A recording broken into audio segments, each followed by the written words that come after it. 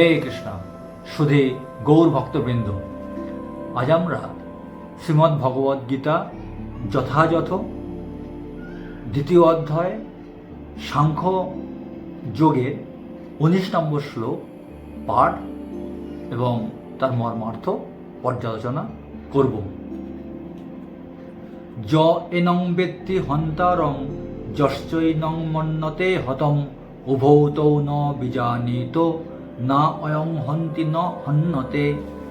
য যিনি, এনম একে, বেত্তি জানেন, হন্তরম হন্তা, য যিনি, চ এবং এনম একে, মন্যতে মনে করেন, হতম নিহত, উভৌ উভয়ে, তৌ তাঁরা, ন না, বিজানীত জানেন, ন না, অয়ম এই, হন্তি হত্যা করেন, ন না, হন্যতে নিহত হন।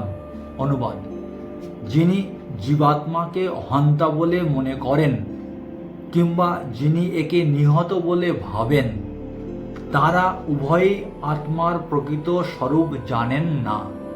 কারণ আত্মা কাউকে হত্যা করেন না এবং কারো দ্বারা নিহত হন না। তাৎপর্য: যখন কোনো দেহধারী জীব মারাত্মক অস্ত্রের দ্বারা আঘাতপ্রাপ্ত হয়, তখন জানতে হবে যে দেহের মধ্যে আত্মার মৃত্যু হয় না। আত্মা তখন তার সেই দেহে বাস করতে পারে না। বাস করার অনুপযোগী বলে আত্মা তখন সেই দেহটি ত্যাগ করে। যারা মূর্খ তারা আত্মার এই দেহত্যাগ করাকে আত্মার মৃত্যু বলে মনে করে। কিন্তু পরবর্তী শ্লোকে আমরা জানতে পারব আত্মা এত সূক্ষ্ম যে কোনো অস্ত্রের দ্বারাই তাকে হত্যা করা সম্ভব নয়। আর তাছাড়া আত্মা চিরশাশ্বত ও চিন্ময় হওয়ার ফলে কোনো অবস্থাতেই তার বিনাশ হয় না। যার মৃত্যু হয় অথবা মৃত্যু হয়েছে বলে মনে হয়, তা হচ্ছে জড়দেহটি মাত্র। অবশ্য তা বলতে এটি বোঝায় না যে দেহটিকে হত্যা করলে কোনো অন্যায় হয় না। বেদে নির্দেশ দেওয়া আছে, মা হিংসাত সর্বা ভূতানি, কোনো জীবের প্রতি হিংসা করো না। কোনো জীবের আত্মিক সত্তাকে হত্যা করা যায় না। এই উপলব্ধি হওয়ার ফলে প্রাণী হত্যায় উৎসাহ লাভ করা উচিত নয়। বিনা কারণে অন্যায়ভাবে যখন পশু হত্যা করা হয়, তখন তাতে অবশ্যই পাপ হয়। অন্যায়ভাবে কাউকে হত্যা করলে যেমন রাষ্ট্রের আইন অনুসারে হত্যাকারী শাস্তি পায়, ভগবানের আইনেও তেমনি তার জন্য শাস্তি পেতে হয়। সনাতন ধর্মকে রক্ষা করার জন্য ভগবান অবশ্য অর্জুনকে যুদ্ধ করতে অনুপ্রাণিত করেছিলেন। তিনি কখনোই অর্জুনকে তাঁর খেয়াল খুশি মতো হত্যা করতে আদেশ দেননি। ভগবান শ্রীকৃষ্ণ শ্রী অর্জুনের মাধ্যমে আমাদেরকে শিক্ষা দিচ্ছেন,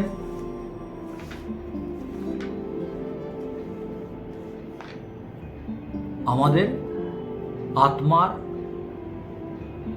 স্বরূপ সম্বন্ধে যথার্থই জ্ঞান অর্জন করা উচিত।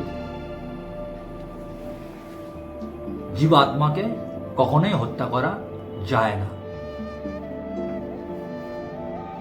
উদাহরণ হিসেবে বলা যায়, যখন কোনো ব্যক্তিকে হত্যা করা হয় তখন তার দেহটিকে হত্যা করা যায় কেবলমাত্র, কিন্তু তার দেহের মধ্যে যে শাশ্বত আত্মা রয়েছে তার কোনো হত্যা করা সম্ভব নয়।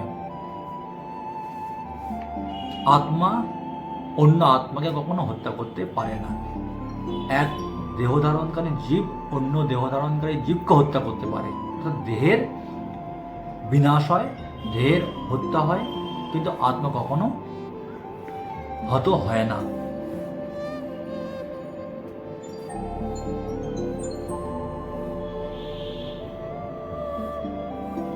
আর ভগবান শ্রীকৃষ্ণ এখানে বলছেন, সনাতন ধর্মের রক্ষা করার জন্য, পাপীদের বিনাশ করার জন্য শ্রী অর্জুনকে কুরুক্ষেত্রের রণাঙ্গনে তিনি যুদ্ধ করতে বলছেন। ভগবান শ্রীকৃষ্ণ অর্জুনকে যুদ্ধ করতে অনুপ্রাণিত করেছিলেন তিনি কখনোই অর্জুনকে তার খেয়াল খুশি মতো হত্যা করতে আদেশ দেননি।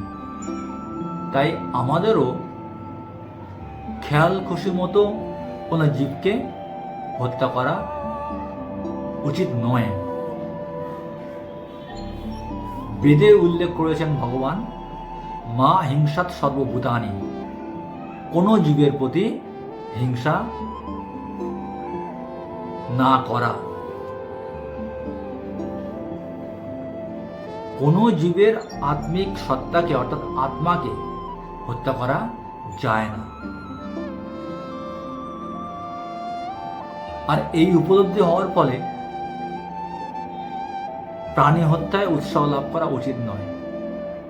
হয়তো অনেকে বলতে পারেন, যুক্তি দেখাতে পারেন, আমি যে কোনো জীবকে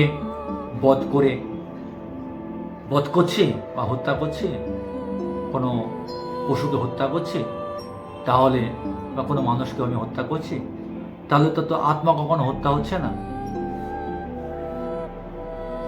আত্মা তো একই থাকছে, তাহলে আমি কি অন্যায় করছি? কিন্তু ভগবান শ্রীকৃষ্ণ এখানে অর্জুনকে বলছেন, বিনা কারণে অন্যায়ভাবে কোনো জীবকে বা কোনো পশুকে যখন হত্যা করা হয় তখন সেটা হচ্ছে পাপ। কেননা প্রতিটি জীব, প্রতিটি পশু বা প্রতিটি জীবাত্মা, মনুষ্য দেহ ধারণকারী জীব, তারা ভগবানের দ্বারা সৃষ্ট, আমাদের দ্বারা সৃষ্ট নয়। তাই আমরা কোনো জীবকে হত্যা করতে পারি না। আর অন্যায়ভাবে কাউকে হত্যা করলে যেমন রাষ্ট্রের আইন অনুসারে হত্যাকারী শাস্তি ভোগ করে, ভগবানের আইনও তেমনই যদি আমরা না মান্য করি, গীতাতে ভগবান যা নির্দেশ দিয়েছেন তা যদি আমরা মান্য না করি, তাহলে আমাদেরকেও শাস্তি ভোগ করতে হবে। অর্থাৎ আমাদের যে পাপ হবে সে পাপের ফল অর্থাৎ কর্মফল আমাদেরকে ভোগ করতে হবে। ভগবান এই শিক্ষাই শ্রী অর্জুনের মাধ্যমে আমাদেরকে দিচ্ছেন। অকারণে কাউকে হিংসা, কাউকে হত্যা করা আমাদের উচিত হবে না। হরে কৃষ্ণ।